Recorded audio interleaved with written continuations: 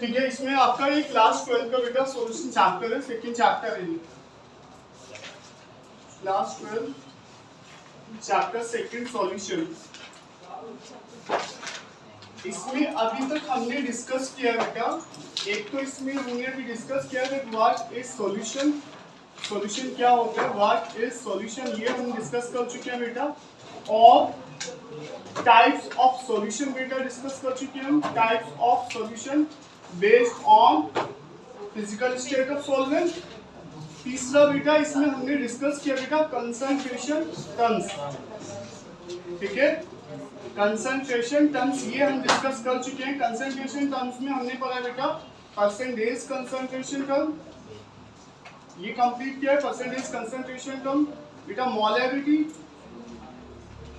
Molality,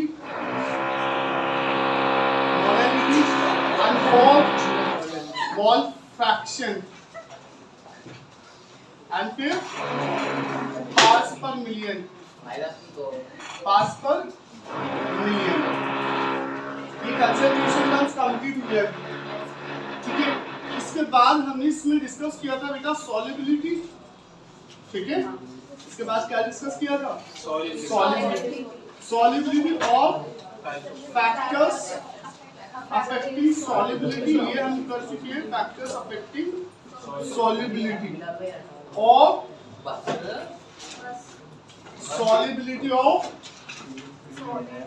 solubility of solid in liquid and factors affecting solubility of solid in liquid में हमने किया बेटा temperature का क्या इफेक्ट होता है और ये इतना अभी हमारा कंप्लीट हुआ है सॉल्यूशन चैप्टर में, ठीक है। सॉल्यूशन चैप्टर में इतना कंप्लीट हुआ है, ठीक है, वो सब देख लेना, प्रीवियस नोट्स वगैरह देख लेना, ठीक है। नेक्स्ट हम इसमें डिस्कस करेंगे आज solubility of A gas in a liquid, ठीक है, ये आज हम डिस्कस करेंगे बेटा solubility of A gas in liquid. अभी जो गैस का जो सॉल्युबिलिटी है किसी लिक्विड के अंदर, ये एक्सप्लेन किया जाता है बेटा थ्रू द हेनरीज लॉ। और हेनरीज लॉ क्या एक्सप्लेन करता है बेटा, ये एक्सप्लेन करता है effect of pressure on solubility of gas in liquid, ठीक है। ये भी याद रखो कि हेनरीज लॉ जो एक्सप्लेन करता है गैस की सॉल्युबिलिटी को, वो बताता है कि प्रेशर का क्या इफेक्ट होता है on the solubility of gas in liquid. अब अगर हेनरी लॉ में स्टेटमेंट हम देखें तो स्टेटमेंट ये है बेटा that at constant temperature the solubility of a gas in a liquid is directly proportional to partial pressure of the gas,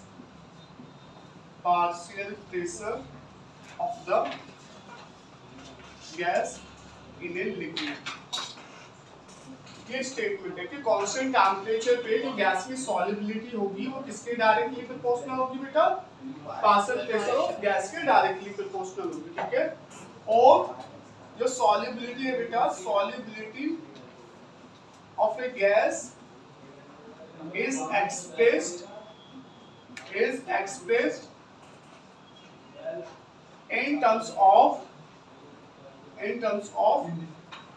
mole fraction. और गैस की सॉल्युबिलिटी को किसके टर्म्स में बेटा हम डिफाइन करते हैं, मोल फ्रैक्शन, यानी जब भी सॉल्युबिलिटी आएगी तो आप मोल फ्रैक्शन देखोगे उसमें, ठीक है। इस हिसाब से जो हमारा स्टेटमेंट बन जाएगा, और नया स्टेटमेंट हेनरी लॉ का हम ऐसे भी डिफाइन कर सकते हैं गैस की सॉल्युबिलिटी को, that the solubility of gas या the partial pressure of gas,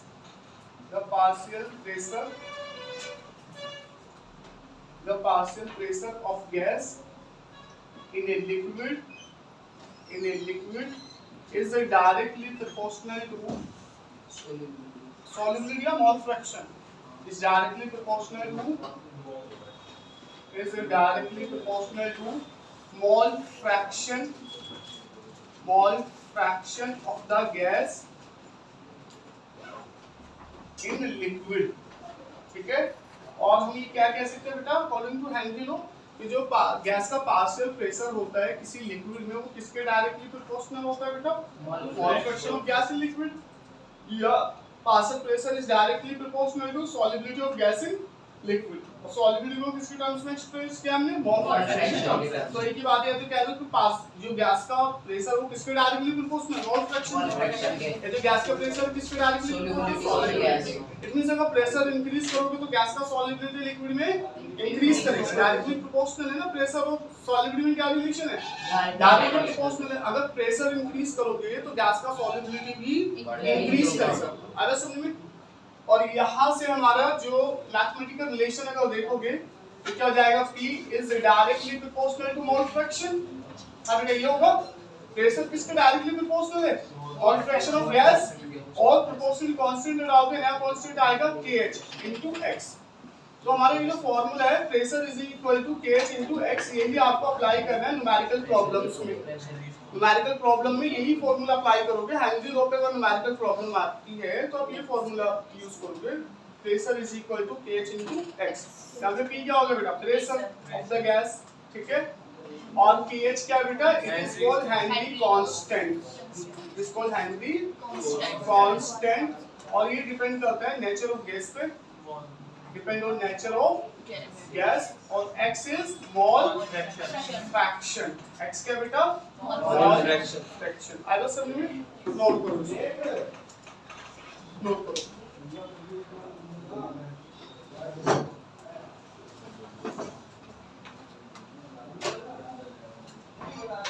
जो कांस्टेंट की वैल्यू होगी वो दी जाएगी या फिर उसकी भी वो होती है, कभी KH कैलकुलेट करने के लिए आता है, कभी KH का वैल्यू गिवन होता है।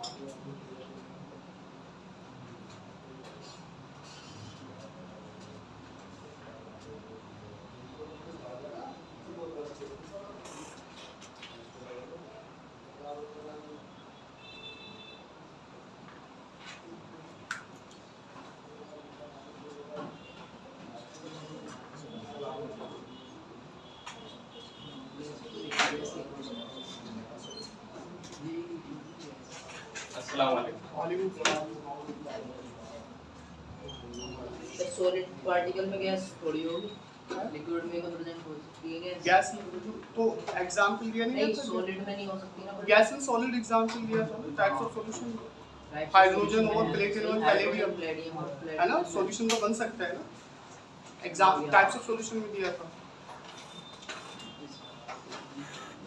बाहर से इंक ले लेना, इंक मार्कर बाहर रखी होगी, देख लो नाम।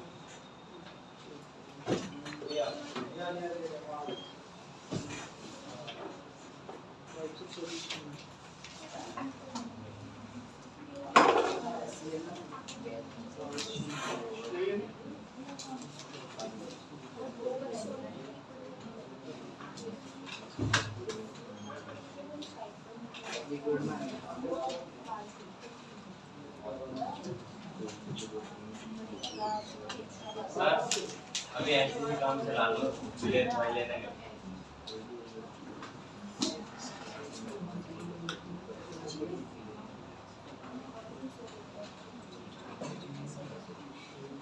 तो हैंड की लो क्लियर है, सिंपल है हैंड की लो ले जाओ और फिर तो कि सर एक्सप्लेन चलो करो मैं तो ऑनलाइन देख भी कर दो बंदा कंप्लीट करो पहले। यहाँ पे हम बात कर रहे हैं किसी लिक्विड में गैस की सॉल्युबिलिटी को लेके। सुनो यहाँ पे बात की जा रही है, जो टॉपिक है आज का, किसी लिक्विड में जो गैस की सॉल्युबिलिटी है वो कैसे डिफाइन की जाती है, कौन से फैक्टर हैं जो किसी लिक्विड के अंदर गैस की सॉल्युबिलिटी को अफेक्ट करेंगे। तो इसके लिए हेनरी लॉ है और हेनरी लॉ के अकॉर्डिंग जो गैस की सॉल्युबिलिटी होती है वो गैस के पार्शियल प्रेशर पे डायरेक्टली प्रोपोर्शनल होती है। गैस की सॉल्युबिलिटी किसी लिक्विड में किसके डायरेक्टली प्रोपोर्शनल, गैस के पार्शियल प्रेशर पे डायरेक्टली प्रोपोर्शनल। ठीक है, तो प्रेशर किसके डायरेक्टली प्रोपोर्शनल हो गया, गैस की सॉल्युबिलिटी के। और जो गैस की सॉल्युबिलिटी है किसी लिक्विड में उसको हम एक्सप्रेस करते हैं मोल फ्रैक्शन की टर्म्स में, यानी solubility is equal to mole fraction. तो पार्शियल प्रेशर किसके डायरेक्टली प्रोपोर्शनल हो गया, मोल फ्रैक्शन। अगर सुनिए partial pressure is directly proportional to solubility of gas, यानी प्रेशर इंक्रीज करोगे गैस का किसी लिक्विड में तो गैस का सॉल्युबिलिटी भी बढ़ेगा। और सॉल्युबिलिटी को किसके टर्म्स में एक्सप्रेस करते हैं, मोल फ्रैक्शन। तो पार्शियल प्रेशर भी किसके डायरेक्टली प्रोपोर्शनल हो गया, मोल फ्रैक्शन। ठीक है, पार्शियल प्रेशर किसके directly proportional, mole fraction. Proportional constant हटाओगे तो यहाँ से बेटा एक नया कांस्टेंट आएगा kh, जिसको हम बोलते हैं हेनरी कांस्टेंट। तो आप मैथमेटिकली ये फॉर्मूला अप्लाई करोगे हेनरी लॉ पे बेस्ड न्यूमेरिकल प्रॉब्लम्स के लिए, फॉर्मूला आपको याद रखना है। एक बात और याद रखना है, जब भी न्यूमेरिकल करोगे आगे बताएंगे, प्रेशर और kh हेनरी कांस्टेंट की जो यूनिट है वो सेम होनी चाहिए, है ना। तो मैं आगे आपको बता दूंगा, पहले कंप्लीट करो अपना। इंपॉर्टेंट है, यहाँ से पक्का एक नहीं क्वेश्चन मिल जाता है। इसका फोटो खींच लो बाद में ये उतार लेंगे फिर आप लेट हो जाओगे। क्लासेस चल रहा है, लाइव चल रहा है, रिपोर्ट को मिला इतना है। सही देखा है ना। हाँ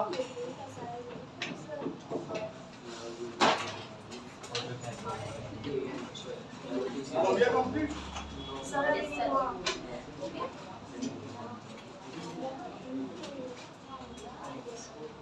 फोकस करो क्या बताया जा रहा है, ठीक है। चीजों को यहीं से अपना याद करके जाओ, जो चीजें बताई जा रही है घर पे जाके सिर्फ आपको प्रॉब्लम करनी है या एक आध बार आप उसको देख लो, रिवाइज कर लो, बस इतना होना चाहिए। बाकी आप क्लास से करके जा रहे हो तो चीज आपको क्लियर होनी चाहिए क्लास से।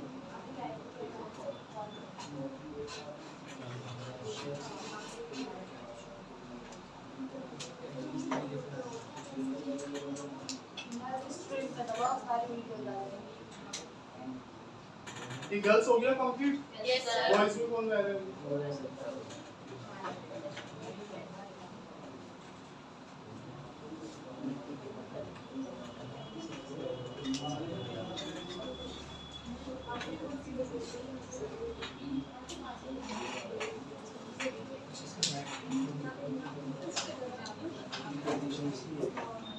हमारा फॉर्मूला क्या है बेटा, P is equal to KH into X.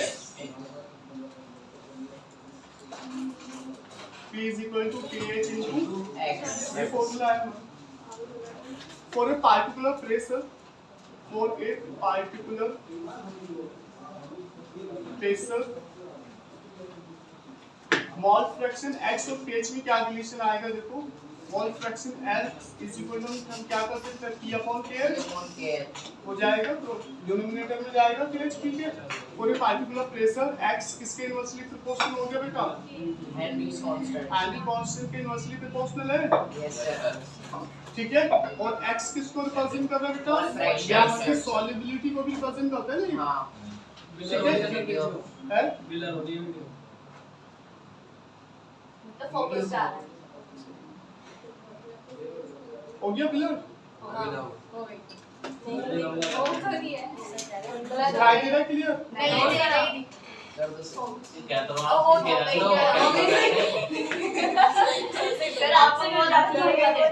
देखो सॉल्युबिलिटी किसके इनवर्सली प्रोपोर्शनल है, KH। इट मींस अगर हेनरी कांस्टेंट जो है KH वैल्यू इंक्रीज करेगा तो जो गैस की सॉल्युबिलिटी है वो क्या करेगी बेटा, डिक्रीज करेगी, है ना। ये स्टेटमेंट क्वेश्चन बन जाएगा, अगर आपको दो गैसेस देगी गैस ए और गैस बी दे दिया, सपोज गैस ए और गैस बी है, इसमें हैंडल कांस्टेंट pH वैल्यू दे दिया 2.5 × 10⁻³ बार, और इसमें गैस बी के लिए दे दिया बेटा pH 0.5 × 10⁻³ बार। ठीक है, दोनों गैस के लिए pH वैल्यू दे दिया, और क्वेश्चन में पूछा गया that which gas has more solubility, तो किस गैस के लिए सॉल्युबिलिटी ज्यादा होगा बेटा? इसके लिए हैंडल कांस्टेंट कम है सर, गैस बी के लिए हैंडल कांस्टेंट pH का वैल्यू कम है ना, यस सर, तो सॉल्युबिलिटी किसके लिए ज्यादा होगा? गैस बी बी। So gas B has more solubility. तो गैस B का solubility ज्यादा होगा because solubility inversely proportional to pH। ये कंपेयर कर लो, किसी गैस के लिए pH वैल्यू अगर ग्रेटर है तो उसके लिए गैस की solubility लिक्विड में कम होती है। ठीक है ना, ये कंप्लीट करो अपने। तो ये आप याद रखिएगा बेटा, दोनों में इन्वर्सली रिलेशन होता है गैस की solubility में और हैंडल कांस्टेंट pH में।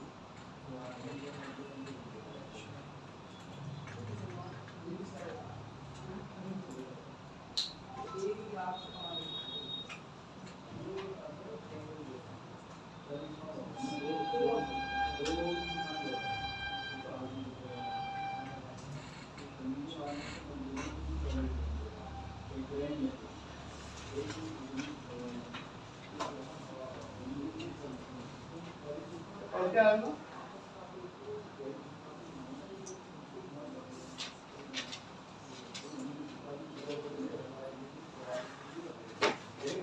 कंप्लीट करो, फिर क्वेश्चंस करेंगे, आंसर होंगे।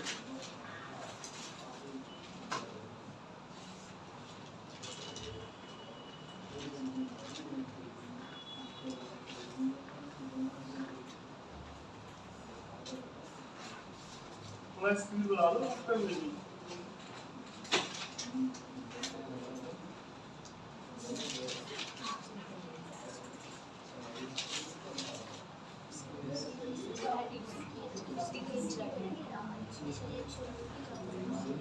सर इसकी रिक्वायरमेंट बिजनेस करते हैं जो क्रेसर का यूनिट होता है वही आपको पेज का यूनिट देना पड़ेगा, सेम होना चाहिए।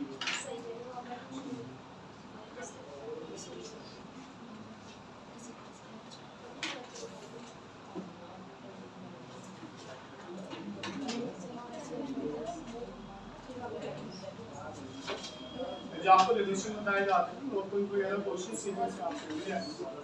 ठीक है बेटा, ये क्लियर है? सॉलिबिलिटी और pH में क्या सर रिलेशन है? pH हैंडल कांस्टेंट किसी गैस के लिए ज्यादा होगा तो उस गैस का लिक्विड में सॉलिबिलिटी कम होगा। ठीक है बेटा, याद रखिए। नेक्स्ट हम इसमें बात करेंगे ग्राफ को लेके। चलो प्रेशर ग्राफ देखेंगे हम, pressure versus mole fraction, pressure versus mole fraction, इनके बीच में ग्राफ प्लॉट करना। ठीक है,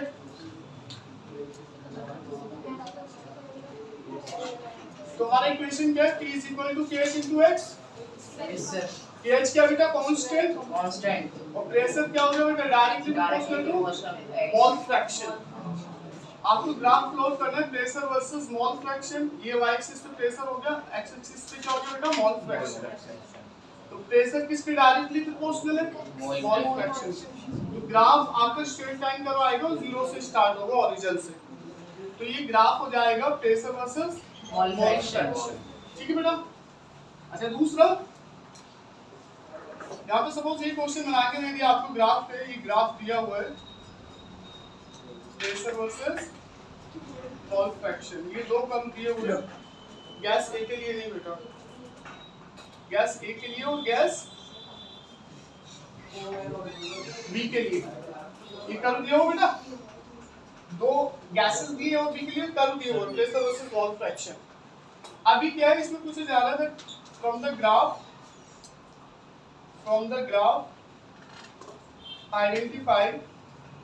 identify which gas has more solubility and higher value of pH, higher value of KH Henry constant. ये ग्राफ दे दिया। अब ये चाहे ग्राफ आपका एमसीक्यूज बेस्ड आए, स्टेटमेंट क्वेश्चन बन के आ जाए, तो आपको क्या करना है, इसमें आपको ये देखना है कि इसकी सॉल्युबिलिटी हायर है ए गैस और बी गैस में, और फिर आपको इसमें ये भी आइडेंटिफाई करना है किसके लिए हेनरी कांस्टेंट का वैल्यू हायर होगा। तो आप क्या करो, दोनों गैस के लिए जो प्रेशर है वो कांस्टेंट कर दो, ठीक है। दोनों गैस के लिए प्रेशर क्या कर दो, कांस्टेंट। तो ये जो पॉइंट मिला, ये ए गैस के लिए क्या हो गया, मोल फ्रैक्शन, और यहाँ पे प्रेशर दोनों के लिए कांस्टेंट है। यहाँ पे जो मोल फ्रैक्शन मिलेगा ये किसके लिए होगा, बी गैस के लिए। अब देखो किसके लिए मोल फ्रैक्शन का वैल्यू हायर है, बी के लिए, एक्स के लिए। देखो ग्राफ में किसके लिए हायर है, बी के लिए ना। तो मोल फ्रैक्शन बी के लिए हायर है, तो सॉल्युबिलिटी किस गैस के लिए हायर हो जाएगा, solubility of B is higher than A. Clear है, क्लियर है। आप क्या कर दो, प्रेशर कांस्टेंट कर दो, फिर दोनों के मोल फ्रैक्शन कंपेयर करो। जिस गैस के लिए मोल फ्रैक्शन हायर होगा उस गैस का सॉल्युबिलिटी भी हायर। क्लियर। दूसरा, अगर गैस बी के लिए सॉल्युबिलिटी हाई है तो जो हेनरी कांस्टेंट है वो किसके लिए हायर होगा, हेनरी कांस्टेंट ए का हायर होगा, हेनरी कांस्टेंट बी से। क्योंकि ए का सॉल्युबिलिटी कम है तो इसका हेनरी कांस्टेंट हायर होगा, क्योंकि रिलेशन कैसा है दोनों में। हो गया पॉइंट क्लियर, नोट करो।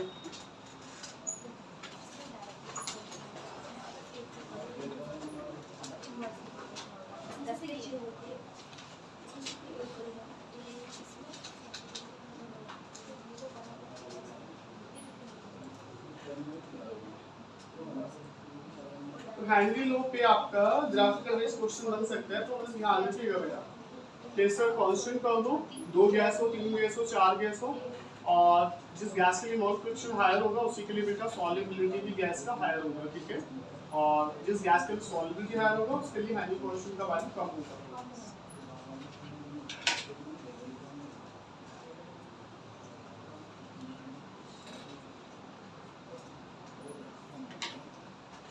वैसे क्लास 11 वालों को टिपिकल थोड़ी लग रहा है नहीं, क्लास 11 वालों को चैप्टर नॉर्मल लग रहा है ना, तुम्हारे तो मजे हैं। क्लास 12 में तो तुम्हें सारी चीजें पता होंगी भी है। अभी तो 12 वालों से एडवांस चल रहे हो, 12 में पहुंच गए ना तुम, हमें तो सब आता है, तुम्हें क्या पढ़ा रहे हो, हमें तो सब पता है।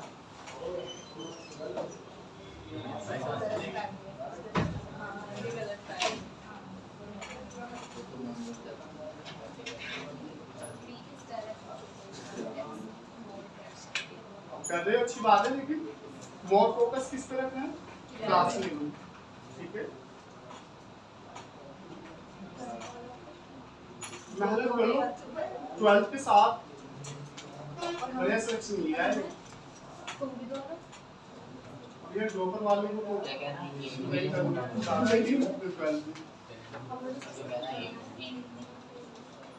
साउंड 100 प्लस का स्कोर बना लो, मिल जाएगा।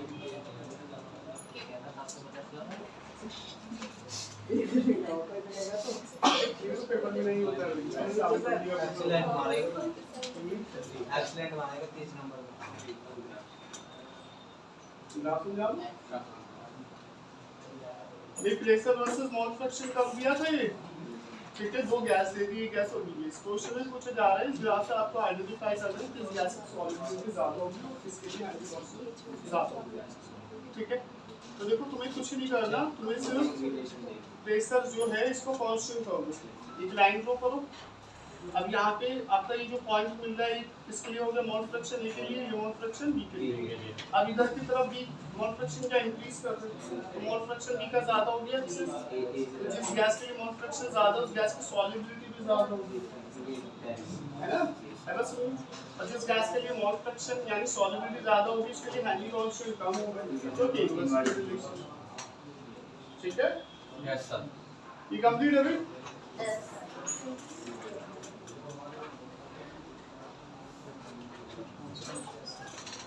ये वाला क्वेश्चन अटेम्प्ट करो अगर आपको क्लियर हो गया graph. Pressure versus mole fraction कम दिया हुआ है,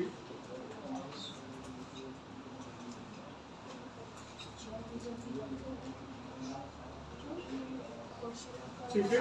ये दिया हुआ pressure versus mole fraction. Select the correct option giving solubility.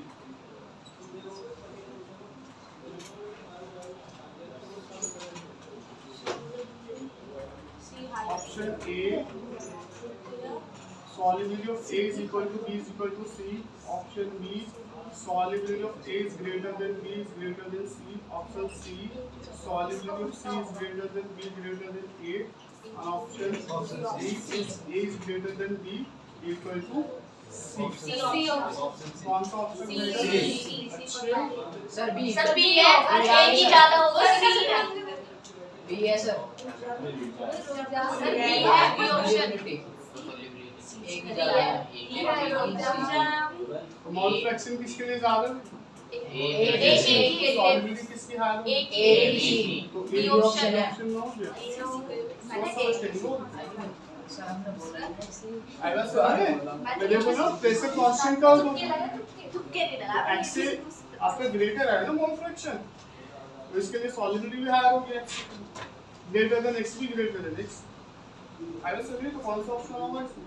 B option. B और अगर हैंजी कांस्टेंट का ऑर्डर पूछा जाता तब क्या ऑप्शन आता? इसका उल्टा सी बी है सी बी है फॉर द हैंजी कांस्टेंट pH का ऑर्डर अगर पूछा जाता pH डिक्रीजिंग ऑर्डर, बताओ क्या होगा? pH डिक्रीजिंग ऑर्डर सही हो जाएगा। सबसे ज्यादा A के लिए हो जाएगा, जब B के लिए कम होगा, A के लिए हैंजी कांस्टेंट ये भी लिख लेना, ठीक है?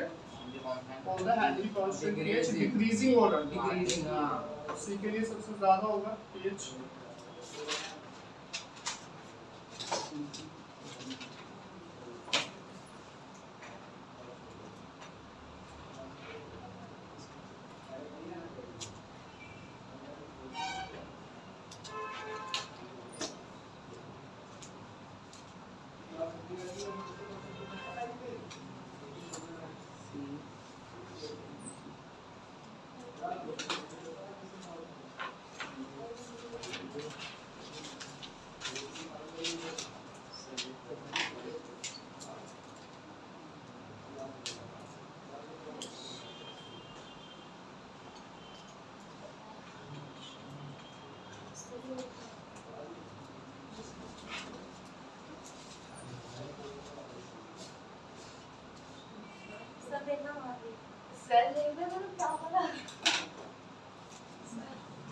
सी की जगह पे 0 बना देते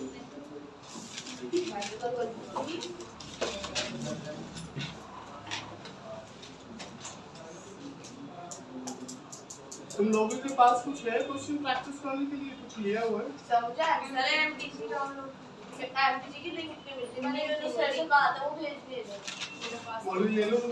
बुक ही बुक है स्टडी मटेरियल सर ले लो। आ गए कोचिंग सर का। आ गए नीट पैक है जो भी ऑर्डर रहेगा उसके लिए बनवा दिए जाएंगे। बुक है या सर एमटीसी और नीट पैक चलो कोई नहीं, वहाँ से कर लो। पर ये क्वेश्चन प्रैक्टिस बुक ही बुक है और मुझे। और जो एमटीसी पीवाईक्यूज है प्रीवियस इयर्स, उसमें आप देखो तो एप्लीकेशन शो कर लो, उसमें आपके टॉपिक वाइज है क्वेश्चंस कैसे दिए टॉपिक वाइज। तो बेहतर होगा आप क्वेश्चन प्रैक्टिस करो टॉपिक वाइज। जैसे सपोज क्लास में आज हैंडी लो हो गया, सॉल्युबिलिटी ऑफ गैस लिख, तो आज जाके जितने भी तुम्हारे हैंडी कांस्टेंट बेस्ड क्वेश्चंस मिल सकते हैं कहीं से भी, बहुत सारे सोर्सेज हैं, इन पैक्स उठा लो या फिर आप प्रीवियस ईयर्स क्वेश्चन से ले लो, एनसीईआरटी के क्वेश्चंस ले लो, क्योंकि क्वेश्चन तो एनसीईआरटी से बनने, तो हैंडी कांस्टेंट पे जितने भी क्वेश्चंस हैं वो सारे कर दो। ये करना पड़ेगा। जैसे सपोज आज ये हो गए तो आज सारे हैंडी कांस्टेंट के क्वेश्चंस कराने हैं, ठीक है? साथ 3-4 क्वेश्चंस एनसीईआरटी के पीवाईक्यू से कर लेना, हैंडी कांस्टेंट के क्वेश्चंस प्रीवियस ईयर्स कुछ अपना ऑनलाइन सोर्स से लेंगे, ठीक है? ठीक है बेटा, तो ये भी तो इम्पोर्टेंट हो गया कंप्लीट? ये बताऊं कि ये कंप्लीट है? हो गया सर। टॉपिक वाइज से टॉपिक पे निकालो तो एक क्वेश्चन आएगा। हां ये नेक्स्ट हेडिंग लिखो बेटा, next heading characteristics of handy constant KH। Next heading characteristics of handy constant KH।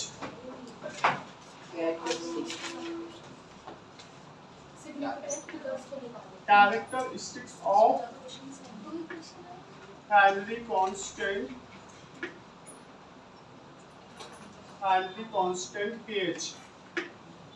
Characteristics. First, unit of pH and the constant is same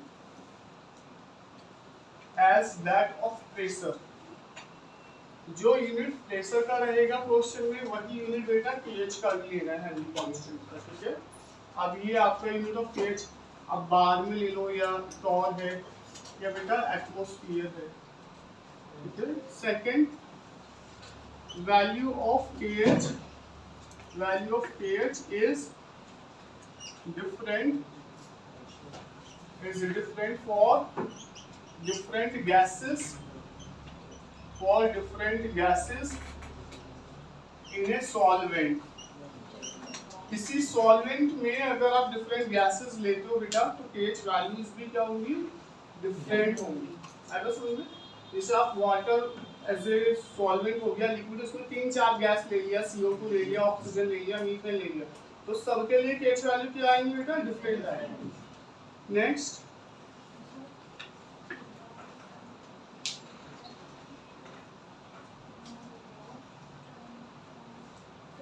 next is value of pH is different for a gas in different liquids दूसरा ये भी याद रखिएगा, अगर कोई एक gas है और वो अलग अलग सॉल्वेंट में ले रहे हो, अलग अलग लिक्विड में, जब भी pH वैल्यू क्या होगी बेटा, डिफरेंट आएगी, ठीक है। And for pH value increase with increase in temperature, अगर टेम्परेचर इंक्रीज होता है लिक्विड का तो pH वैल्यू भी क्या करेगा बेटा, इंक्रीज करेगा इन टेम्परेचर ऑफ लिक्विड। तो अगर लिक्विड का टेम्परेचर इंक्रीज करोगे pH वैल्यू क्या करेगा बेटा, इंक्रीज करेगा, ठीक है। तो क्या रिलेशन आएगा pH और हेनरी कांस्टेंट में, तो pH में टेम्परेचर में pH is directly proportional to temperature, और pH और सॉल्युबिलिटी में क्या रिलेशन होता है, इनवर्सली। तो सॉल्युबिलिटी और टेम्परेचर में क्या रिलेशन आएगा, इनवर्सली। सॉल्युबिलिटी और टेम्परेचर में कैसा रिलेशन आएगा, तो ये आपको रिलेशन याद रखना है, ठीक है। pH और टेम्परेचर में ये रिलेशन, pH और सॉल्युबिलिटी में ये रिलेशन, और सॉल्युबिलिटी टेम्परेचर में ये रिलेशन, ऐसा समझ, ठीक है। टेम्परेचर और सॉल्युबिलिटी कैसा रिलेशन है, इनवर्सली। यानी अगर आप लिक्विड लेते हो, लिक्विड A और लिक्विड B, लिक्विड A का टेम्परेचर लो है और लिक्विड B का टेम्परेचर हाई है, तो किस लिक्विड में गैस का सॉल्युबिलिटी ज्यादा होगा भाई, दो लिक्विड है, liquid A, liquid B, liquid A का टेम्परेचर लो है, लिक्विड B का टेम्परेचर हाई है, किस केस में जो गैस का सॉल्युबिलिटी है लिक्विड A में ज्यादा होगा कि लिक्विड B में ज्यादा होगा, जिस ना टेम्परेचर लो होगा तो गैस का सॉल्युबिलिटी हाई होगा, तो लिक्विड A में जो गैस की सॉल्युबिलिटी है वो क्या होगी बेटा, हाई होगी। क्लियर हुआ, सॉल्युबिलिटी इज हाई, क्लियर है भाई।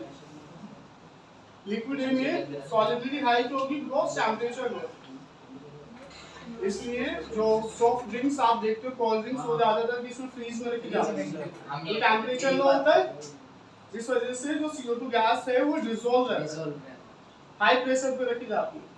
और दूसरा, एक तो टेम्परेचर कम रखा है जिससे गैस का सॉल्युबिलिटी बढ़ गया, दूसरा प्रेशर भी हाई होता है, अरे बोलते हैं इसकी आवाज आती है एकदम, प्रेशर रिलीज होता है, तो हाई प्रेशर पे रखी जाती है CO2, और हाई प्रेशर पे क्यों रखी जाती है, क्योंकि गैस की सॉल्युबिलिटी इंक्रीज हो जाएगी। अगर समझ में, ये सॉल्युबिलिटी किस पे डिपेंड करती है, टेम्परेचर पे और प्रेशर पे, प्रेशर के डायरेक्टली। तो अगर प्रेशर हाई है तो गैस का सॉल्युबिलिटी हाई होगी, टेम्परेचर के इनवर्सली, टेम्परेचर लो होगा तो गैस की सॉल्युबिलिटी हाई होगी। अगर समझ में, कर दो।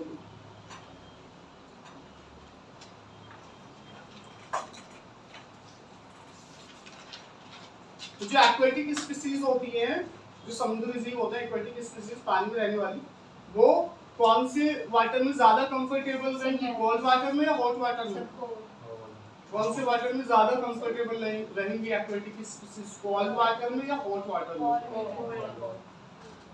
कोल्ड वाटर में, क्योंकि कोल्ड वाटर में गैस की सॉल्युबिलिटी ज्यादा होती है।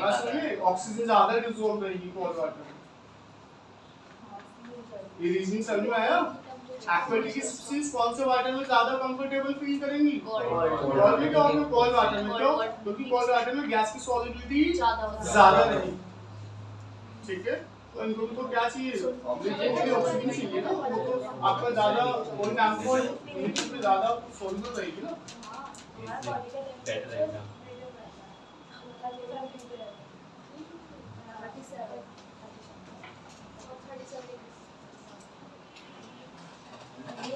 ये कंप्लीट हो गया कैरेक्टरिस्टिक्स ऑफ एनिमल से। एक क्वेश्चन लिख लो, ये लिख लो क्वेश्चन।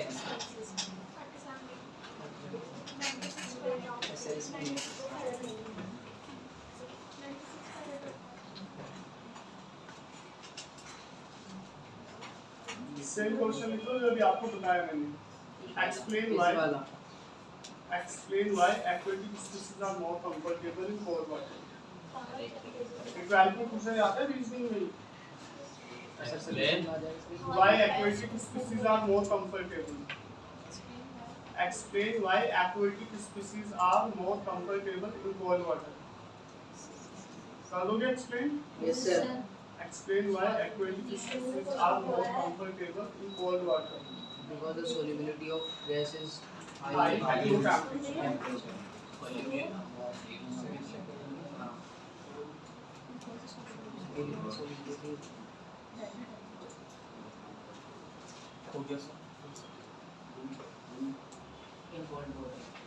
क्वेश्चन लिख लिया।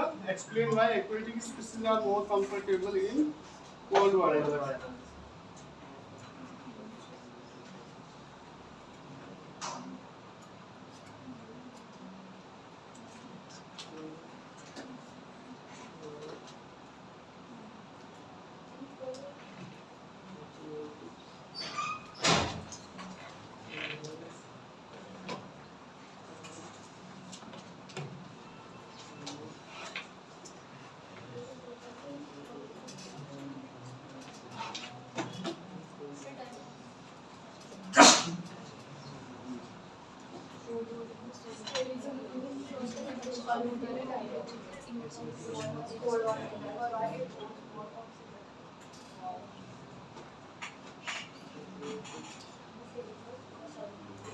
कैरेक्टरिस्टिक्स। नेक्स्ट लिखो। नेक्स्ट न्यूमेरिकल्स पे आते हैं बेटा, न्यूमेरिकल्स कर लेते हैं कुछ। तो उसके लिए पहले आपको कुछ प्रेशर यूनिट्स पता होने चाहिए। कुछ प्रेशर यूनिट लिख लो अपने। 1 atmosphere is equal to 101,325 pascal और 101.325 किलो पास्कल और 1.01 into 10⁵ पास्कल, यानी इतना लिख लो बस। 1 into 10⁵ पास्कल कितना हो। और बार में 1.01325 बार होता है 1 एटमॉस्फेयर, और टॉर में 1 एटमॉस्फेयर 760 टॉर के इक्वल होता है, और mmHg में 760 mmHg के इक्वल होता है। ठीक है, 1 एटमॉस्फेयर याद रखो पास्कल किलो पास्कल में, और बाद में mmHg में क्या होता है इसका यूनिट। अच्छा, दूसरा एट STP जो प्रेशर होता है वो 0.987 बार होता है और 760 mmHg होता है। अगर mmHg में लोगे प्रेशर इतना आएगा STP पे, इतना लेना पड़ेगा 760 mmHg। तो बाद में STP प्रेशर कितना लेना पड़ेगा 0.987। STP पे याद रखिएगा और वैसे भी याद रखिएगा 1 एटमॉस्फेयर किसके इक्वल होता है 1 एटमॉस्फेयर।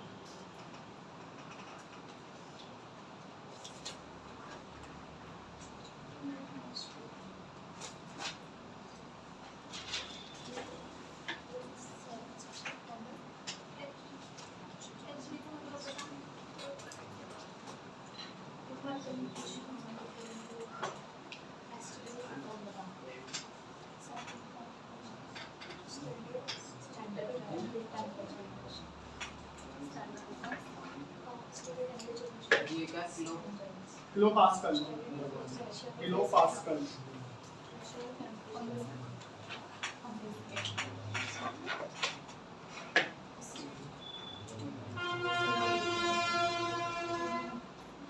संदर्भ लेना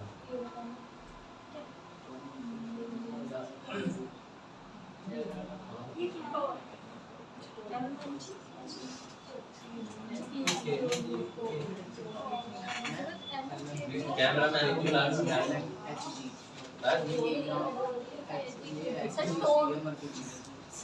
हाँ हाँ बता बताना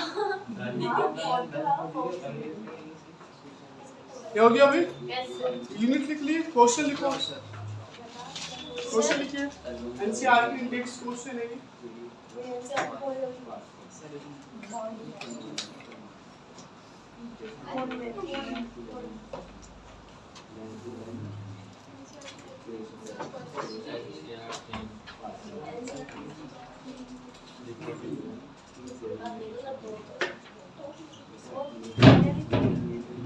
एनसीईआरटी इंडेक्स क्वेश्चन है, नोट करो,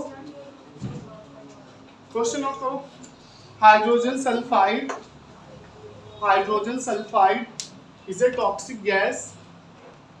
Hydrogen sulfide is a toxic gas. Hydrogen sulfide is a toxic gas with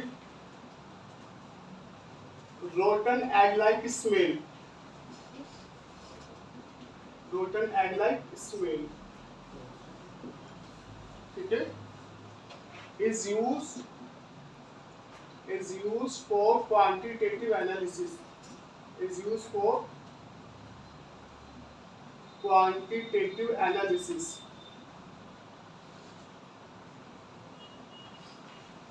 Laboratory में quantitative analysis में यूज की जाती है हाइड्रोजन सल्फाइड। फिर दिया हुआ है if the solubility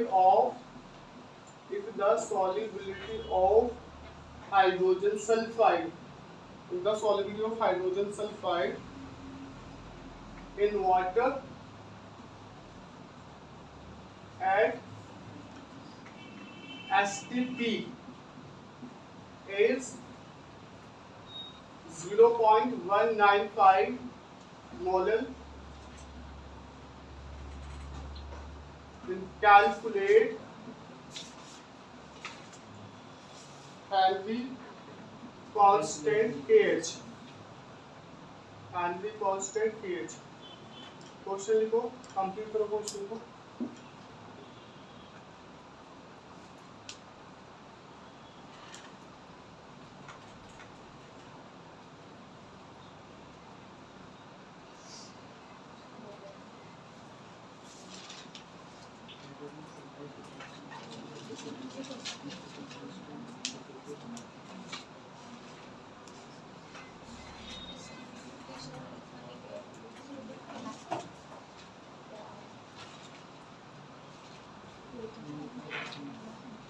question note कर लिया? नोट करो जल्दी।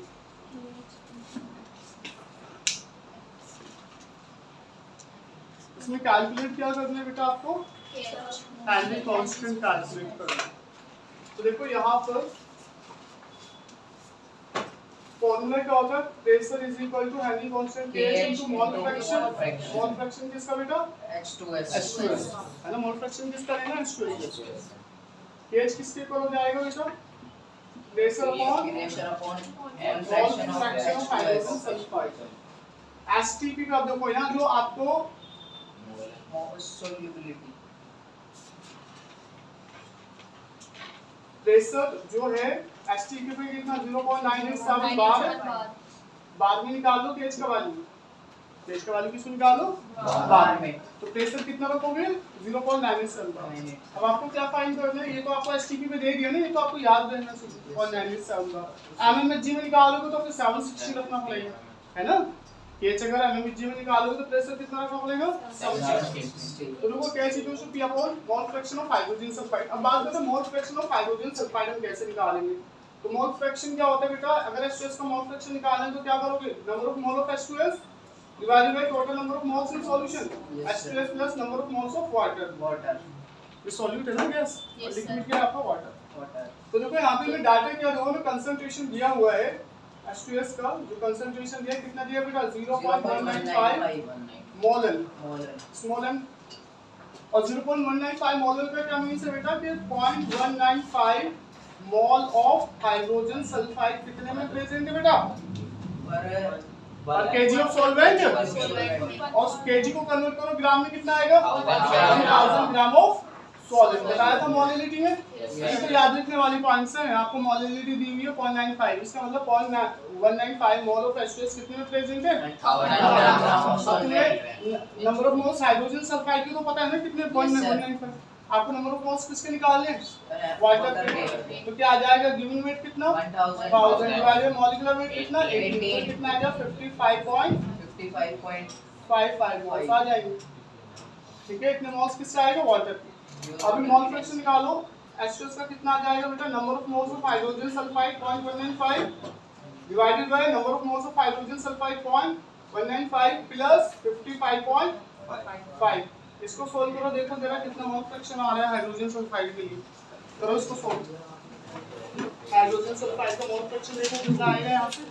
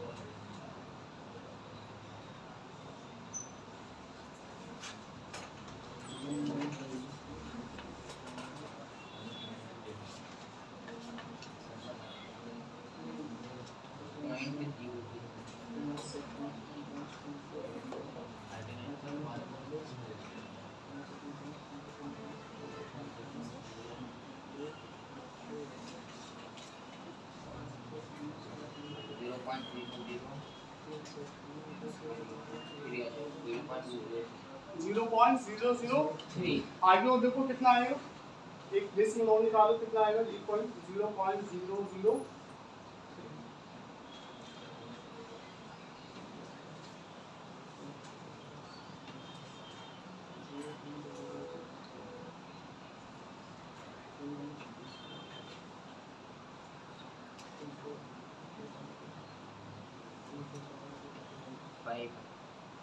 जीरो 0.0035 आ गया।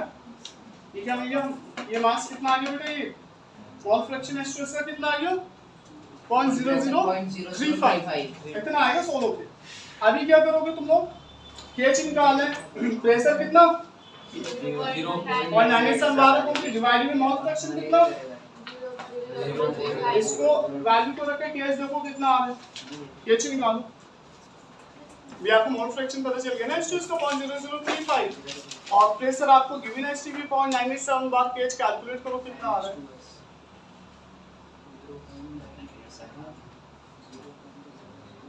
केच निकालो कितना आ रहा है, प्रेशर आपका 0.987 बार है, मोल फ्रैक्शन आपको पता चल गया, कैलकुलेट कर लिया आपने H2S के लिए 0.0035।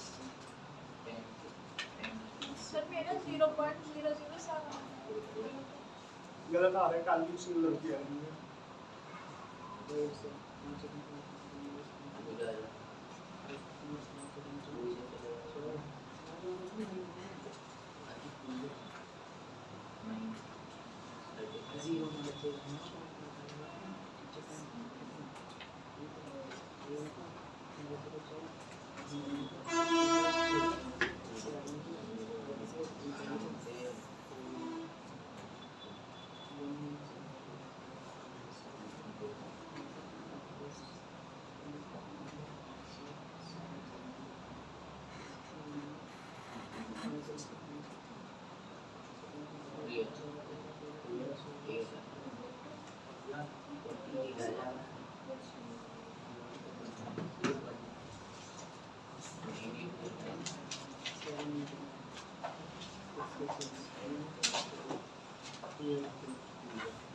जल्दी करोगे कैलकुलेशन? सर, सर 282 ठीक है।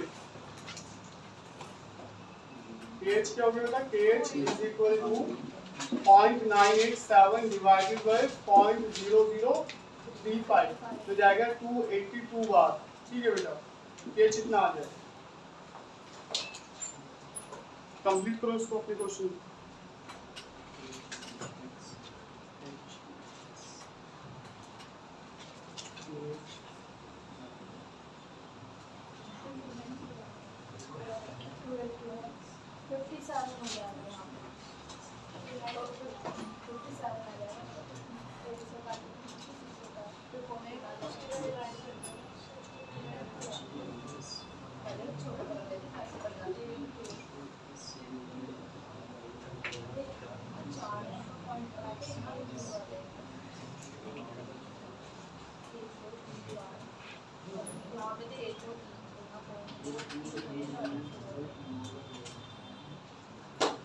क्लियर है भैया?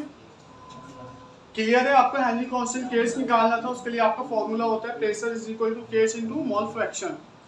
केच आपको कैलकुलेट करने तो ये क्या हो जाएगा? K H equal to pressure upon mole fraction of H2S। ठीक है, एसटीपी पे प्रेशर आपको लिखाया हुआ है कितना? 0.97। तो आपको क्या कैलकुलेट करना पहले? मोल fraction of hydrogen sulphide. Mole fraction of hydrogen sulphide क्या हो जाएगा? बताया था आपको, मोल फ्रैक्शन किसी भी कंपोनेंट का निकालना है, उसके मोल divided by total number of moles. Mole fraction में आपको जो नंबर ऑफ मोल्स है वो कितनी है? 0.195 मोल, क्योंकि आपका जो कंसंट्रेशन है वो 0.195 मोलर दिया हुआ है। इसका मतलब 0.195 मोल कितने में प्रेजेंट है? 1000 ग्राम ऑफ सॉल्वेंट। आपको सॉल्वेंट का अमाउंट कितना हो गया? लिक्विड वाटर का 1000 ग्राम। आपने इसको नंबर ऑफ मोल्स में कन्वर्ट कर लिया, उसके वाटर का मॉलिक्यूलर वेट से डिवाइड करके, तो आपको हाइड्रोजन सल्फाइड के भी मोल्स मिल गए, आपको बेटा वाटर के भी मोल्स मिल गए। बस आपको इस फॉर्मूले में रख के यहाँ से मोल फ्रैक्शन निकाल लिया, इस मोल फ्रैक्शन का वैल्यू यहाँ पर रखो, इससे डिवाइड करो, केच आ जाएगा। ठीक है, चलिए क्वेश्चन कंप्लीट है, फिर नेक्स्ट क्वेश्चन लिखो। बिना ठीक है भाई? सर कैलकुलेशन करिए, गलत करिए, 0.007 नहीं आएगा, 0.0035 आएगा इसको। सर दूसरा क्वेश्चन में एनसीईआरटी में सर हाँ, क्या?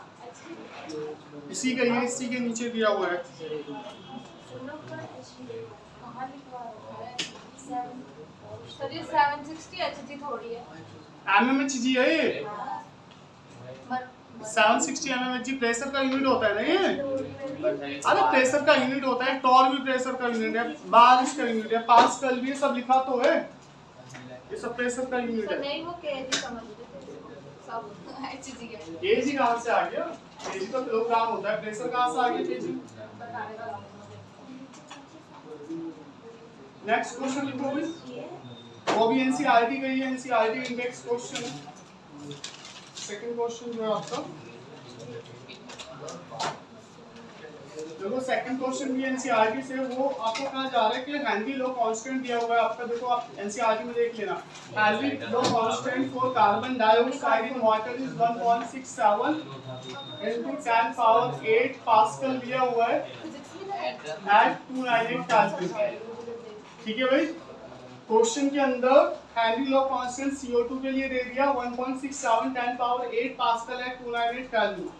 Calculate the quantity of CO2 हमें निकलवाना है इसमें, क्वांटिटी ऑफ CO2 कैलकुलेट करना है इसमें, और ये दिया हुआ है इन 500 ml of water, in 500 ml of water. हाँ, सोडा वाटर, ठीक है। और जो प्रेशर ऑफ CO2 दिया हुआ कितना दिया हुआ? 2.5 एटमॉस्फेयर। ठीक है, अब देखो अगर आपको क्वांटिटी ऑफ CO2 निकालना है, टेम्परेचर तो देखो उसमें कोई रोल नहीं है, आपका ये क्या pH is equal to KH into X। आप मोल फ्रैक्शन देखो, ये KH CO2 के लिए हो गया और X क्या हो गया बेटे? CO2। पास से प्रेशर किसके लिए बेटा? CO2। ये गिवन है आपको कितना? 2.5 एटमॉस्फेयर। ठीक है, और KH कितना गिवन है? 1.67 into 10 पावर 8 पास्कल। तो आप यहाँ से क्या निकाल लो, CO small fraction of CO2, small fraction of CO2 हो जाएगा प्रेशर अपॉन CO2, है ना, ये हो जाएगा भाई। Yes sir. Partial pressure of CO2 कितना दिया हुआ है, 2.5 एटमॉस्फेयर। अब केज किस में दिया है, पास्कल में, प्रेशर किस में दिया है, एटमॉस्फेयर। एटमॉस्फेयर को पास्कल में कन्वर्ट करो, क्या आएगा 1.01325 into 10 पावर 5 पास्कल हो जाएगा भाई। Yes sir. 1 एटमॉस्फेयर किसके इक्वल लिखवाया हुआ है, 0.01325 into 10 पावर 5 पास्कल है। Yes sir. क्या आप इसको सीधा लिख लो, कैलकुलेशन को सिंपली 1 into 10 पावर 5 पास्कल कर दो, ठीक है। प्रेशर कितना दी यहाँ पे, केज कितना 1.67 into 10 पावर 8 पास्कल। तो यहाँ से क्या निकालो बेटा, mole fraction of CO2 calculate करोगे, क्या कैलकुलेट करोगे यहाँ से, मोल फ्रैक्शन ऑफ CO2। और मोल फ्रैक्शन ऑफ CO2 किसके इक्वल होगा, number of mole of CO2 divided by number of mole of CO2 plus number of mole of water. अरे solute क्या है यहाँ पे, CO2 सॉल्वेंट क्या है, वाटर है ना सॉल्वेंट। तो मोल फ्रैक्शन CO2 में क्या होगा, number of mole of CO2 divided by total number of moles in solution, number of moles CO2 plus number of mole of water। अच्छा यहाँ पे क्या सॉल्यूट का मान क्या होता है, कम होता है, सॉल्वेंट का मान ज्यादा होता है। तो यहाँ पे अगर कैलकुलेशन हम number of mole of CO2 is very less than number of mole of H2O, तो डिनोमिनेटर में number of mole of CO2 को क्या कर दो, नेग्लेक्ट, तो जाएगा number of mole of CO2, mole fraction of CO2 क्या हो जाएगा, number of mole of CO2 upon number of mole of H2O। अब number of mole of H2O कैसे फाइंड करोगे भाई, मोल फ्रैक्शन CO2 तो यहाँ से आ जाएगा ना, मोल फ्रैक्शन ऑफ CO2 तो इससे आ गया। अब number of mole of H2O कैसे फाइंड करोगे, देखो आपको कितना दिया, 500 ml वाटर दिया हुआ है, कितना वाटर दिया हुआ है 500। डेंसिटी वाटर का होता है बेटा 1 ग्राम पर ml, कितना होता है 1 gram. Density equal to mass upon volume, से मास कितना आ जाएगा, density into volume, density 1 volume कितना 500, तो कितना आ गया 500 ग्राम आ गया, 500 ग्राम, मास कितना आ गया 500 ग्राम। तो number of mole of water क्या आ जाएगा बेटा, 500 बाय 18। तो यहाँ से तो क्या कैलकुलेट करो, number of mole of water, number of mole of water आपका ये सोल्व हो जाएगा यहाँ से। अच्छा मोल फ्रैक्शन ऑफ CO2 आप यहाँ से कैलकुलेट कर लो, तो आप यहाँ से निकालो क्या, number of mole of CO2, number of mole of CO2 find करोगे। Yes sir. तो जो number of mole of CO2 आएंगे तो यहाँ से वेट ऑफ CO2 आ जाएगा number of mole of CO2 into molecular weight of CO2। करो इसको सॉल्व, देखो कितना आ रहा है, करो कैलकुलेशन,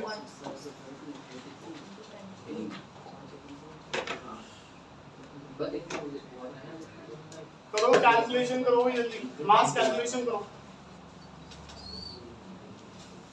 सभी अपने अपने कैलकुलेशन करोगे। पहले मोल फ्रैक्शन निकालो CO2 का, फिर number of mole of water निकालो 500 by 18 से, देन दोनों के वैल्यूज रखो, number of mole of CO2 निकालो, फिर number of mole of CO2 find हो जाएंगे, वेट ऑफ CO2 निकालो, number of mole of CO2 into 44।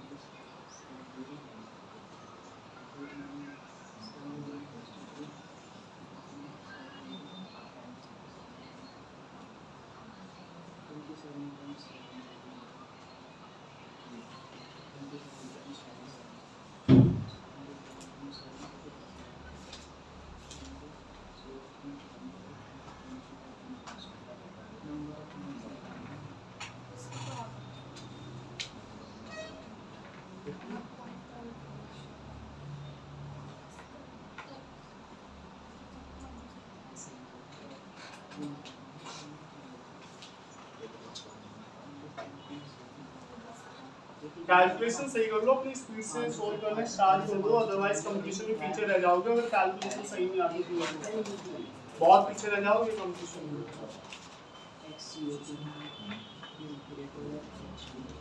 Calculation speed के साथ होनी चाहिए और एक्यूरेसी होनी चाहिए कैलकुलेशन। मास क्या सोच रहे हैं अभी, कैलकुलेशन करने जाते हो?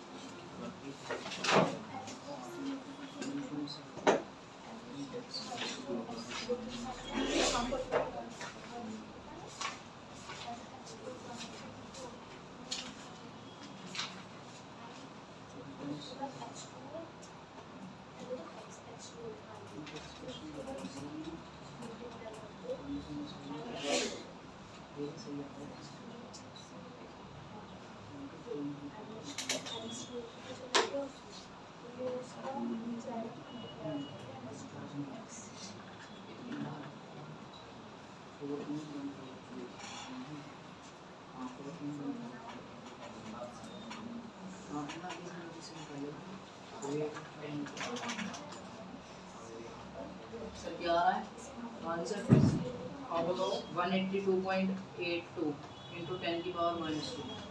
तो उसको वैसे ले लो ना, -2 पावर खत्म करो, कितना आ जाएगा? -2 को नीचे लेके जाओ, 100 से डिवाइड करो उसको, जो भी वैल्यू आ रही है तुम्हारी, कितना आएगा उसमें? 1.82। ठीक है, 1.82 सही आ रहा है।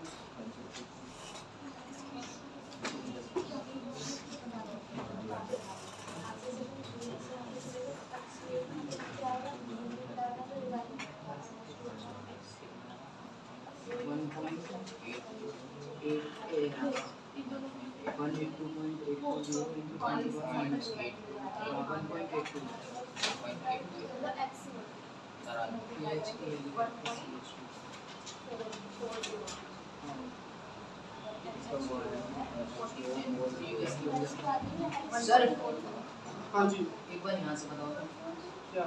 ये वाला कार्बन डाइऑक्साइड के बाद यहाँ से NCO2 upon NCO2 plus NH2। आपको मोल फ्रैक्शन ऑफ CO2 होगा ना, number of mole of solute divide total number of moles of solution. अच्छा, होता क्या है, हम कैलकुलेशन को सिंपलीफाई करने के लिए क्या करते हैं, जो डिनोमिनेटर में आपका जो सॉलिड का अमाउंट होता है वो कम होता है सॉल्वेंट के अमाउंट से, तो जो नंबर ऑफ मोल ऑफ है सॉल्वेंट वो कम आएंगे number of mole of solvent से, तो इसलिए हमने डिनोमिनेटर में number of mole of CO2 को number of mole of water के रेस्पेक्ट में नेगलेक्ट कर दिया, तो इसलिए हमारा मोल फ्रैक्शन ऑफ CO2 जाएगा NCO2 अपॉन NH2। ठीक है सर, अगर ऐसे ही करें तो जब ऐसे भी कर लो, कभी कोई जब हो जाएगा वो थोड़ा बहुत वेरिएशन आएगा। अगर सुनिए ना, देखो इधर ये तुम्हारा कितना आया, number of mole of water कितना आया? सर 27.7 27.7 मोल आया number of mole of water. Mole fraction कितना आया यहाँ पर तुम्हारा? फ्रैक्शन ये ये वाला सर, ये कितना आया? मोल फ्रैक्शन ऑफ CO2 कितना आया यहाँ से? 1. इसको सॉल्व करके कितना आया? 1.4 सर 0.15 into 10 की पावर -2 0.15 into 10 की पावर -2।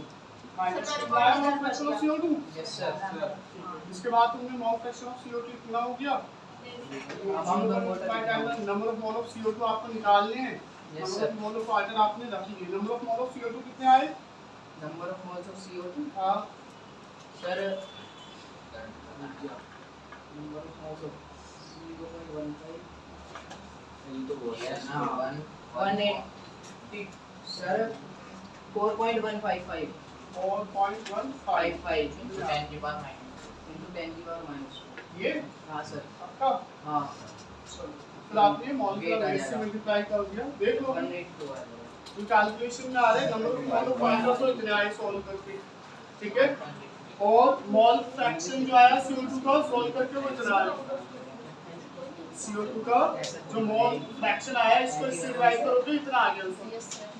तुम कैलकुलेशन नहीं करके बैठ रहे तो ये तो कभी तुम लोगों तुमने से किसी का आंसर नहीं आया है।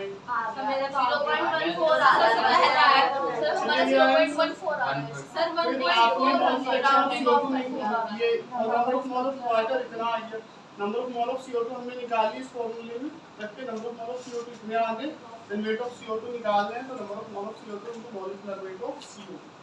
कैलकुलेशन नहीं करते तुम लोग, करोगे तो बहुत टाइम लगेगा कैलकुलेशन करने में। न्यूमेरिकल्स आएंगे क्या करोगे, फिजिक्स में भी इतने सारे न्यूमेरिकल्स आएंगे, केमिस्ट्री और फिजिकल केमिस्ट्री न्यूमेरिकल्स आएंगे, तो कैलकुलेशन ही नहीं आती कि लोगों को ठीक से करने। कैलकुलेशन करोगे तो एक तो इतना टाइम ले लेते हो, ऊपर से कैलकुलेशन गलत कर लेते हो। घर पे जाके प्रैक्टिस किया करो, कम से कम 10 20 50 क्वेश्चन लगाओ कैलकुलेशन में, पढ़ाई तो होती रहेगी जब भी होगी। तुम्हारा पढ़ना लिखना सब बेकार है ना, कैलकुलेशन नहीं आता तुम्हें।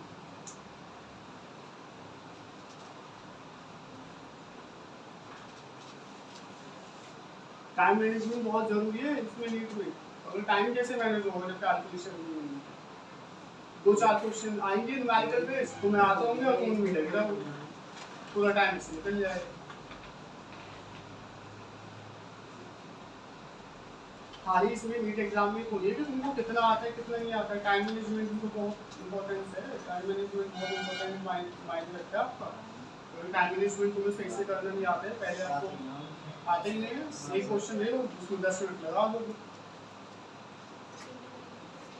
चाहे कैलकुलेशन लैंग्वेज हो या कैलकुलेशन आपका शो किया जाए, चाहे बिना ले तो कैलकुलेशन कर देते जाके कम से कम 10 डेली 10-15 20 क्वेश्चन लगाओ कैलकुलेशन जैसा। अगर तुम्हें जनरली अगर तुम्हें नीट का एग्जाम देना ही है, ढंग से प्रिपरेशन करके देना है, तो घर पे बैठ के क्वेश्चंस किया तो न्यूमेरिकल बेस्ड क्वेश्चंस किया और कैलकुलेशन से भाग लिया।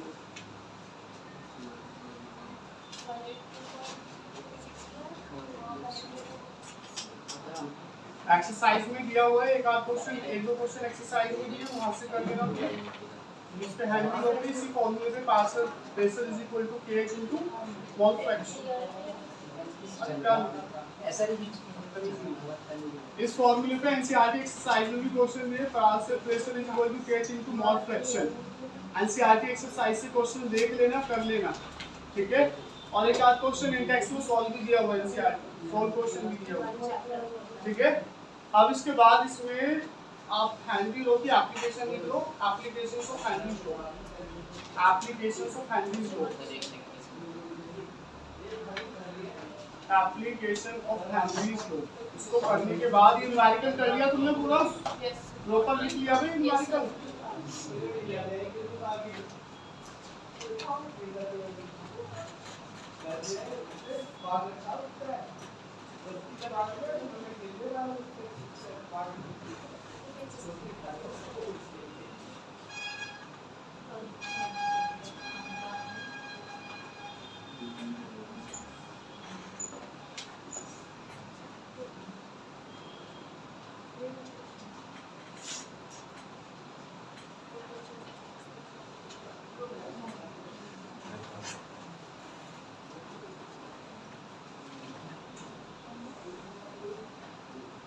कंप्लीट है?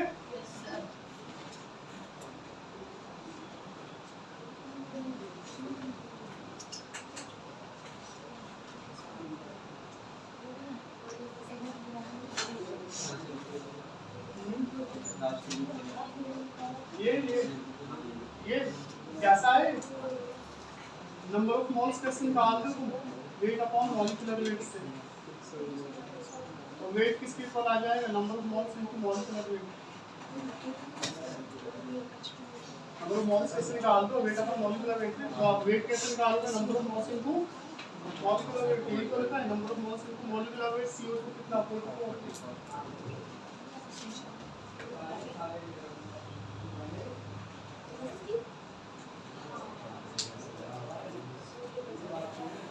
करिए note. Yes sir. Danish note भी कर रहे हैं अभी।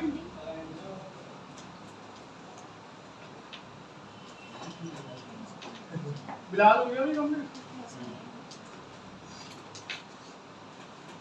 नेक्स्ट हेडिंग एप्लीकेशन ऑफ हैंडलिंग लो। एप्लीकेशन ऑफ हैंडलिंग लो। क्या एप्लीकेशन है हैंडलिंग लो की? वो लिखो।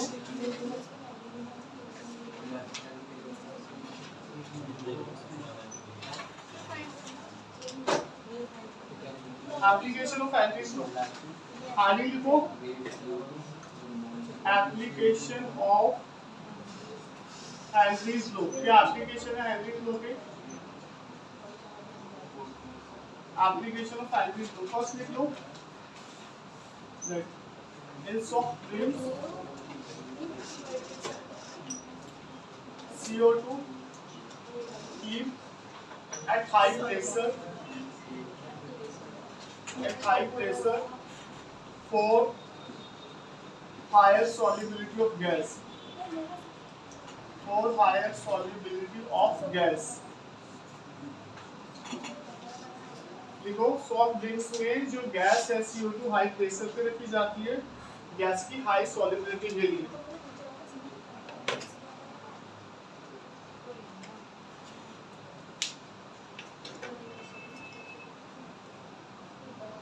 ठीक है, एप्लीकेशन तो ये हो गया। ठीक है, सेकंड एप्लीकेशन है anoxia.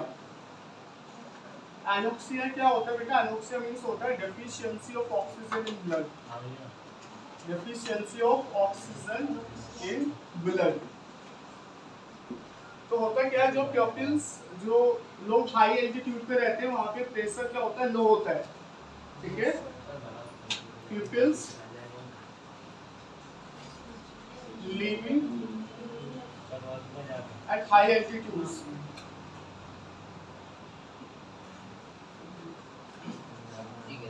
feels difficulty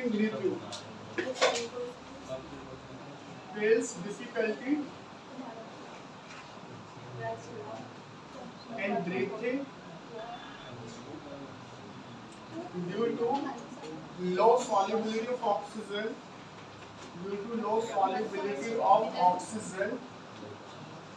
in blood due to low pressure। इस चीज को समझो, जो प्रेशर हाई एल्टीट्यूड पे रहते हैं वहां पे प्रेशर क्या होता है?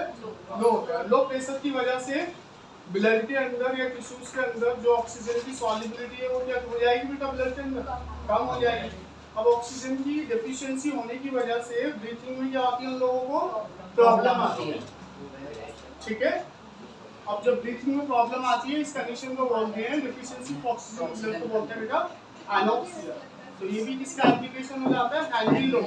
प्रेशर कम होने के साथ ऑक्सीजन का सॉल्युबिलिटी ब्लड में कम हो जाता है जिसकी वजह से ब्रीथिंग में दिक्कत आती है, सांस लेने में। जो पर्वतारोही होते हैं, जो माउंटेन क्लाइंबर्स होते हैं, जितना ज्यादा ऊपर जाते हैं प्रेशर उतना कम होता है। प्रेशर कम होने के साथ ब्लड के अंदर ऑक्सीजन की कमी आती जाती है। जितना ऊपर जाओगे उतना ऑक्सीजन की सॉल्युबिलिटी ब्लड में कम आएगी, जिस वजह से ब्रीथिंग में दिक्कत होने लगती है। तो इसलिए हर कोई सर्वाइव नहीं कर पाता ऊपर, बहुत लोगों की डेथ हो जाती है इस वजह से। ठीक है, माउंटेन क्लाइंबर्स की आएगा समझ में। और जो ब्लड में ऑक्सीजन की कमी रहती है इसको क्या बोलते हैं बेटा?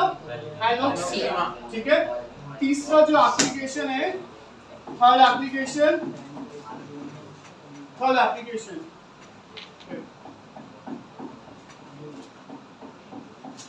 in deep water pressure is high।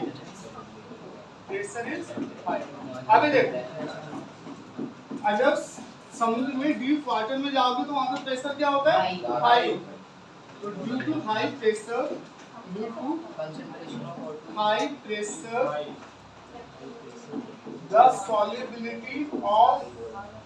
the solubility of gas is higher in blood of scuba divers। तो स्कूबा डाइवर्स यानी जो गोताखोर होते हैं, स्कूबा डाइवर्स जो गोताखोर, वो जब समुद्र में जाते हैं नीचे तो वहाँ पे प्रेशर क्या होता है बेटा? हाई होता है, जिस वजह से जो गैस की सॉल्युबिलिटी है वो क्या हो जाएगी? हाई। तो बात करती है, सुन मत लेना यहाँ पे क्या होता है यार। ठीक है, तो जब नीचे जाओगे प्रेशर क्या हो जाएगा? हाई हो जाएगा। हाई प्रेशर की वजह से क्या होगा? गैस की सॉल्युबिलिटी बढ़ जाएगी, डिक्रीज कर जाएगी। When they comes towards the surface, जो सरफेस की तरफ आएंगे तो जो gas dissolve gas release gradually.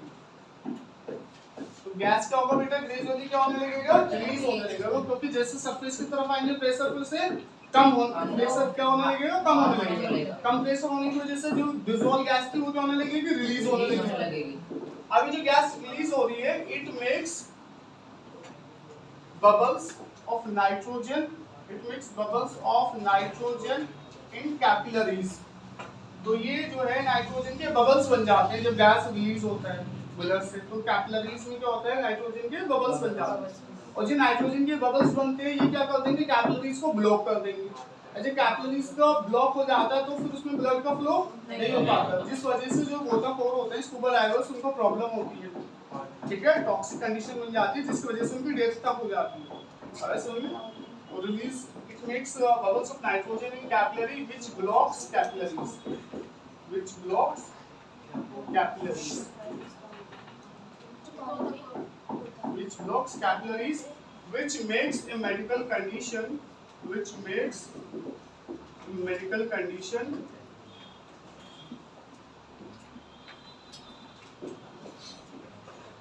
which is harmful, which is harmful and toxic, and is called bend, and is called bend. इस कंडीशन को बोलते हैं bend। कि ब्लड के इसमें कैपिलरीज के अंदर नाइट्रोजन गैस के बबल्स बने, उन्होंने कैपिलरीज को क्या कर दिया, ब्लॉक कर दिया, जिस वजह से मेडिकल कंडीशन क्रिएट हो जाती है जो कि हार्मफुल होती है और टॉक्सिक होती है स्कूबा डाइवर्स के लिए। सर अगर हो जाता तो ठीक हो इसको क्या जाती बोलते हैं, बैंड है। बच गया अगर तो हाँ, बोला है कि क्या बोलते हैं इस कंडीशन को, बोलते हैं बेटा बैंड। याद रखिएगा बैंड कौन सी कंडीशन है, कब होती है, और एनोक्सिया कब होती है। एनोक्सिया कब होती है, जब प्रेशर लो होता है, और बैंडिंग कब होता है, बैंड जब प्रेशर हाई होता है, ठीक है।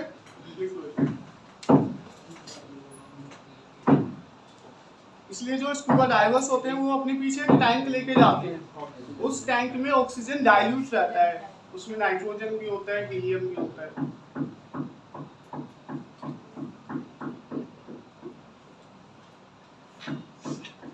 नीचे तो सारी गैस प्रेजेंट होगी हाई टेम्परेचर पर, हाई टेम्परेचर वाटर में हाई प्रेशर पर, वाटर में डीप वाटर तो बॉडी के अंदर की गैसेस के बारे में बात हो रही है।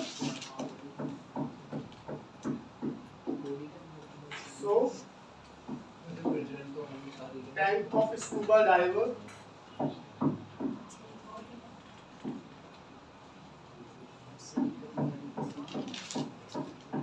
diluted with helium, helium होता है बेटा इसमें 11.7%, नाइट्रोजन गैस होता है इसमें बेटा 56.2%, एंड ऑक्सीजन होता है बेटा इसमें 32.1%। ये परसेंटेज कंपोजिशन याद रखिएगा, एक हीलियम कितना परसेंट होता है, ऑक्सीजन कितना परसेंट होता है, और नाइट्रोजन कितना परसेंट होता है। ये आपका यहाँ से आपका परसेंटेज का क्वेश्चन बन जाएगा इसमें एमसीक्यूज में। जो स्कूबा डाइवर्स होते हैं उनके जो टैंक होते हैं वो डाइल्यूट होते हैं, कौन कौन सी गैस और कितने परसेंट ऑफ गैस होता है उसमें। और एक्वेटिक स्पीसीज वाला आपको एप्लीकेशन पहले बता ही दिया है कि जो एक्वेटिक स्पीसीज ज़्यादा कंफर्टेबल होती है कोल्ड वाटर में, ठीक है, due to high solubility of oxygen.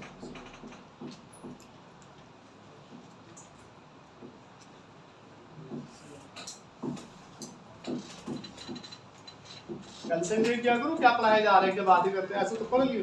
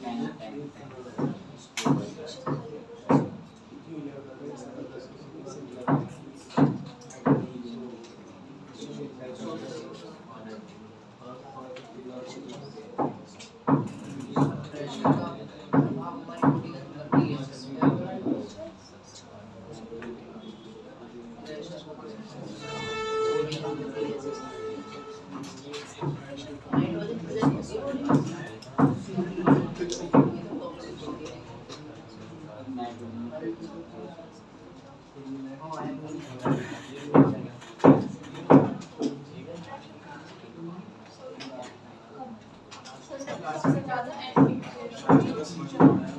ज्यादा एंट्रोपी दे रखी है सर में तो ऑक्सीजन है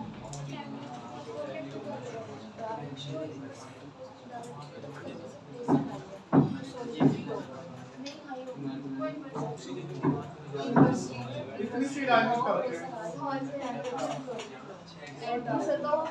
ऑक्सीजन तो वैसे ही होती है बॉडी के अंदर, ऑक्सीजन तो वैसे ही होती है।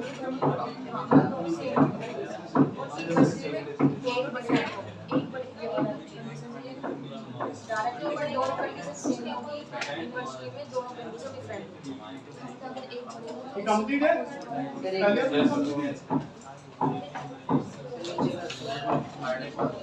इसमें जो गैस की सॉलिबिलिटी है किसी लिक्विड के अंदर, इसमें फैक्टर ऑफ प्रेशर तो हमने पढ़ लिया।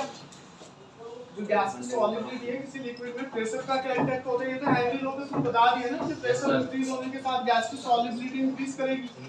दूसरा इसमें आता है effect of temperature, effect of temperature on solubility of gas in liquid, on solubility of gas in liquid। अब ये फैक्ट ऑफ टेम्परेचर अभी आपको बता ही दिया, यस सर बता दो। आइडिया तो दे दिया आपको यस सर। कि टेम्परेचर अगर ये सॉलिबिलिटी और टेम्परेचर में क्या रिलेशन बताया था अभी आपको, इनवर्सली ना। तो टेम्परेचर का इफेक्ट तो आपको पहले ही बता दिए कि टेम्परेचर अगर इंक्रीज करोगे तो गैस का सॉलिबिलिटी डिक्रीज करेगा, सॉलिबिलिटी डिक्रीज करेगा। अब ऐसा क्यों है ये समझो।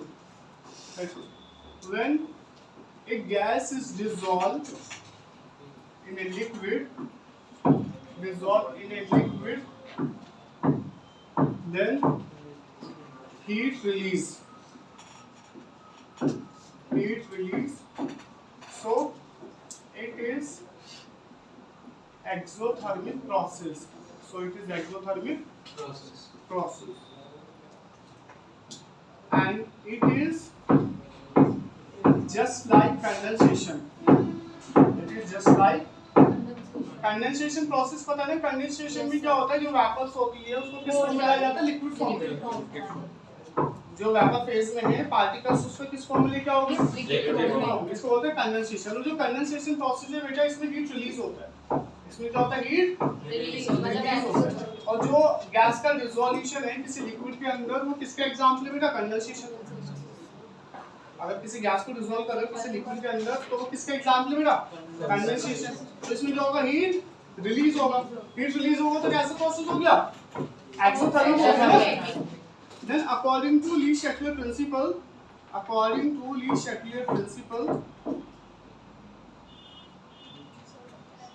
if process is exothermic,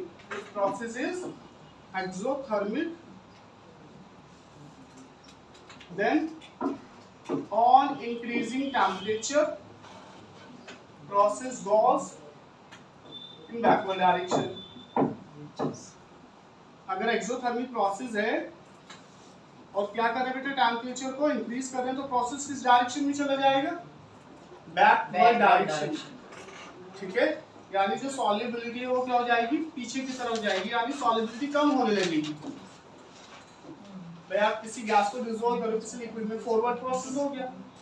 अब टेम्परेचर बढ़ा दिया, एक्सोथर्मिक प्रोसेस है, तो प्रोसेस किधर जाने लगेगा, बैकवर्ड डायरेक्शन में, यानी गैस की सॉल्युबिलिटी कम होने लगेगी। आया समझ में। तो ये रीजन ही है। क्वेश्चन भी आता है 12th में, that why the dissolution of gas in a liquid,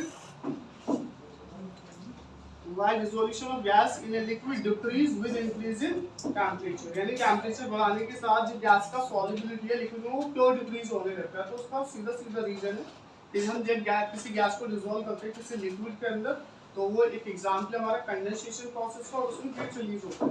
तो हीट रिलीज होने की वजह से प्रोसेस कैसा हो गया, डिसोल्यूशन हो गया, एक्सोथर्मिक प्रोसेस हो गया। कैसा हो गया, exothermic.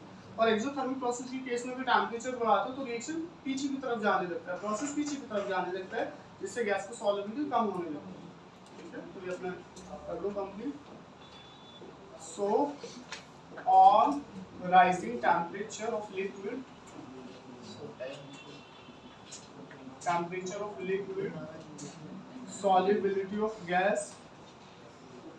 solubility of gas decrease। गैस की सॉल्युबिलिटी क्या करेगी, डिक्रीज करेगी।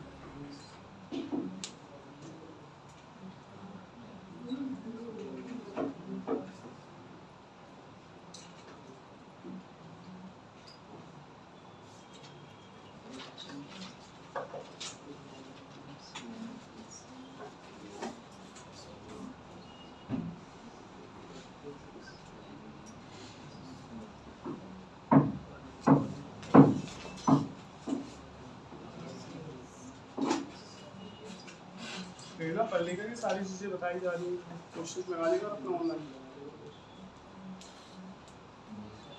मार्क्स ठीक ठाक बन गए ना तेरे, काम हो जाएगा उसमें, कैटेगरी का फायदा मिल जाएगा तुमको। और भी गर्ल्स कैटेगरी, तो ऐसे भी कैटेगरी हो, वो भी गर्ल्स कैटेगरी, वो ये फायदा उठा लेंगे, सही से पढ़ लेंगे।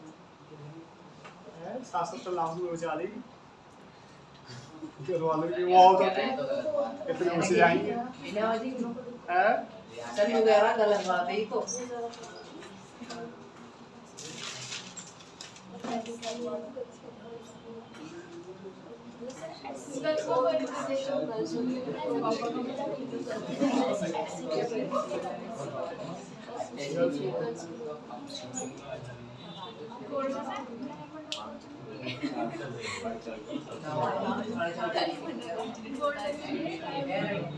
सर हाँ एससी की मेरिट 450 पे लगती है ना, थोड़ी ऊपर जाती है, इतनी कम भी नहीं जाती, 500 से कम से कम 500 550 सब इसमें लग जाएंगे फिर सर जी, है। सब इसमें लग जाएंगे फिर। तो 400 में 100 नंबर का डिफरेंस है। 500 की चला अगर कोई 500 आ जाए वो हो जाएगा पास। इजी है सर नहीं मेरे इजी साथ है 500 नहीं वो भी सुविधा ऐसी कैटेगरी वो भी 445 करोड़ में हाथ खोल है सारनपुर। चल भैया तो करवा देगा सर। हाँ सारनपुर का खोल है 2022 में बहुत बेनिफिट है भाई, बहुत बेनिफिट है, सर हैंडीकैप वालों को तो और भी और भी बेनिफिट है। बेनिफिट है, मुझे एसटी बना रहा है। और भी बेनिफिट है। इसका आधार बनवाता है। सर भी बन जाएगा। इधर देखो, ये हो गया। नेक्स्ट लिख लो limitations of Henry's law. Limitation of Henry's law. Limitations लिख लो, लिमिटेशंस क्या है? First, the pressure is not too high, pressure बहुत ज्यादा भी नहीं होना चाहिए। दूसरा, temperature is not too low, temperature बहुत ज्यादा कम भी नहीं होना चाहिए गैस की सॉलिबिलिटी के लिए। And third, gas should not undergo any chemical change, any chemical change। दूसरा, जब गैस को डिसॉल्व करोगे वो किसी केमिकल, उसमें कोई केमिकल चेंज नहीं होना चाहिए, कंपोजिशन चेंज नहीं होना चाहिए। और दूसरा, next, gas should not undergo any association or dissociation in a liquid। और दूसरा, गैस एसोसिएशन या डिसोसिएशन में भी नहीं जाना चाहिए किसी लिक्विड में। ये आपका लिमिटेशन है हेनरीज लॉ का। प्रेशर बहुत ज्यादा नहीं होना चाहिए, टेम्परेचर बहुत ज्यादा कम नहीं होना चाहिए, गैस के अंदर कोई केमिकल चेंज नहीं आना चाहिए जब गैस को डिसॉल्व करोगे लिक्विड में, और गैस का मॉलिक्यूल एसोसिएट भी नहीं होना चाहिए और डिसोसिएट भी नहीं होना चाहिए किसी लिक्विड में। एसोसिएट मतलब जुड़ना, डिसोसिएट मतलब ब्रेक होना। एलिमिनेशन से मतलब हेनरीज लॉ।